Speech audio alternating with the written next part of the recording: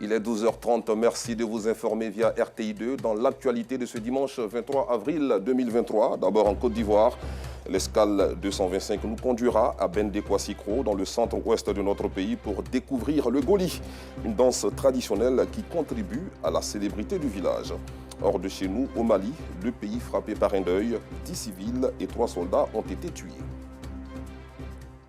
Bonjour à tous. Première destination de cette édition, Bendé-Kwassikro, village Walebo, chef-lieu du canton d'Ohan et dont la renommée est en train de franchir les frontières ivoiriennes grâce au Goli, une danse traditionnelle d'origine Ouan, peuple du centre-ouest. Les hommes du village y ont apporté une touche artistique qui séduit tout spectateur et touriste. Un atout qui apporte également des ressources financières au village, une merveille du patrimoine culturel ivoirien que nous font découvrir nos reporters Théodore Zouzou, Maïssa Kogueï et Gilles Tonien, d'ailleurs fils de Bendé-Kwassikro. Ce masque, c'est le Goli. Il est associé à une danse du même nom dont la rythmique est donnée par le battement de calebasses garnies de filets. Sur ces filets, des coques, des grains de ginseng communément appelés akwi sous forme de grelots. À Bendé-Kwassikro, au centre du pays, la renommée de cette danse traditionnelle va au-delà des frontières ivoiriennes. Aou et Akissi sont arrivées de France. Elles sont dans ce village du canton d'Ohun du royaume Walebo pour découvrir le Goli. Donc je viens de Toulouse en France pour Paquinou pour découvrir le Goli, donc le masque de réjouissance. Je ne connais pas particulièrement le Golou, mais on est venu avec des amis justement pour le découvrir ici dans ce village. Nous avons hâte de le voir. Il est 17h30. Les calebasses et le sifflement du corps donnent le top départ de cette danse sous le regard d'Akissi et d'Ao. Un chant en langue locale mêlé à la cadence des calebasses et aux envolées du corps. C'est pour appeler le masque Goli. Voilà pourquoi on commence à entamer. Ce sont les sons pour que le masque arrive. Ce ballet bien lancé fait entrer le premier masque clin, puis un second. Ils vont s'abaisser devant le chef du village. Le Goli vient s'abaisser parce que je suis le chef du village. C'est un signe de respect qu'il m'accorde avant qu'il ne commence à danser.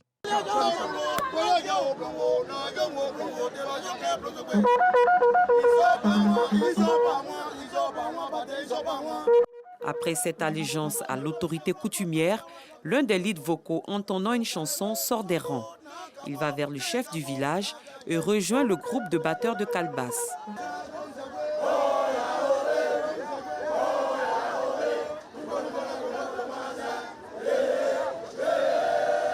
C'est un défi qu'on a lancé au 2 mars. Mais la chanson a été chantée en moi. C'est une manière pour nous de les inspirer en lançant ce défi-là.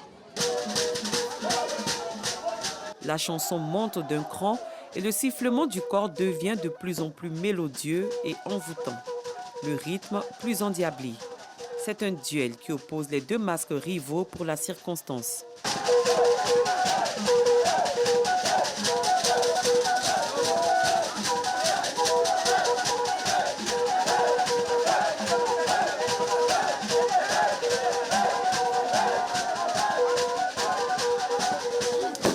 C'est une danse traditionnelle. C'est en dansant qu'on arrive à avoir des idées et puis former les enfants. Ce que nos parents ont fait avant, on ne peut pas laisser totalement.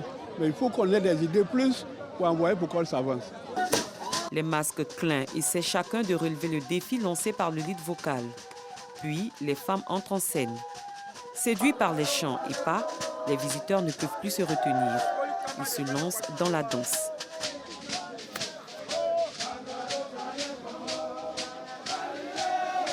Je vais raconter aux gens qui ne sont pas venus à Paquinou de revenir dans leur village pour venir vivre la fête en direct.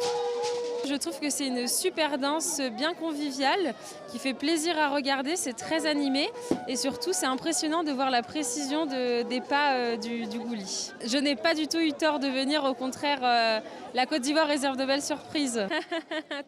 Un plaisir. Les pas ne sont pas fortuits. Ils s'exécutent en fonction des chants et du sifflement du corps. Quand on dit le Goli, c'est la corne. Les pas que le Goli fait sortir, c'est la corne qui fait sortir les pas. C'est un don des ancêtres. Donc là, il n'y a pas de secret dedans. Je vais te faire sortir des sons de suite.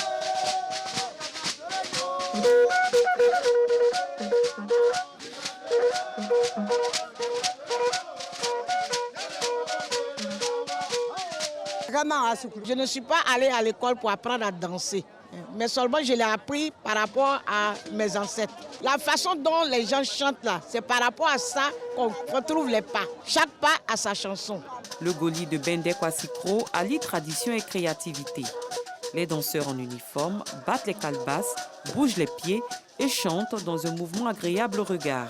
Il suffit de regarder comment ça se fait et puis vous suivez, donc c'est pas trop compliqué. Si vous savez déjà danser, c'est pas trop compliqué. Il suffit de suivre les pas et puis ça y est. Je suis chrétienne, mais souvent je regarde le Goli parce que c'est la partie réjouissance qui m'intéresse.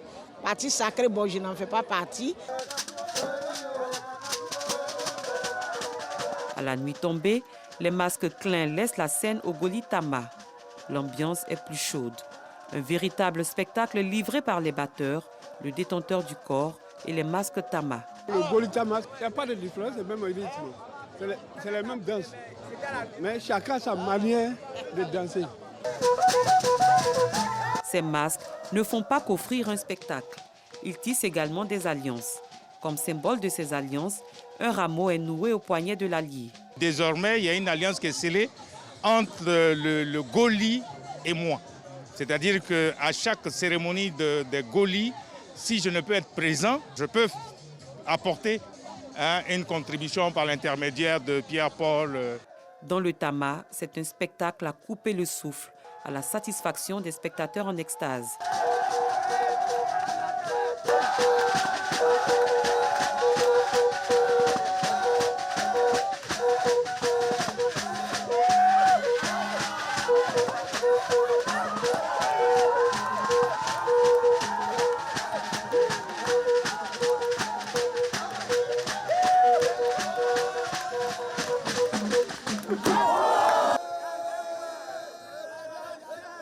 Une atmosphère qui envoûte aussi les touristes.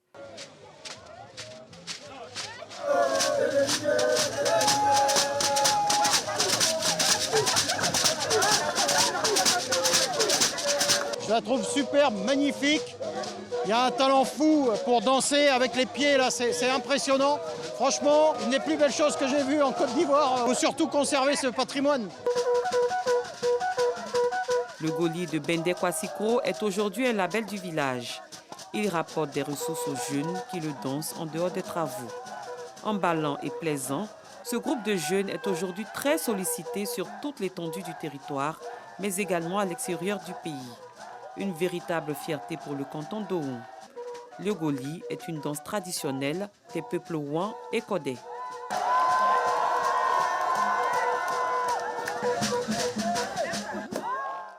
Espérons que nos reporters soient revenus de cette mission avec des pas de Goli afin de nous les apprendre.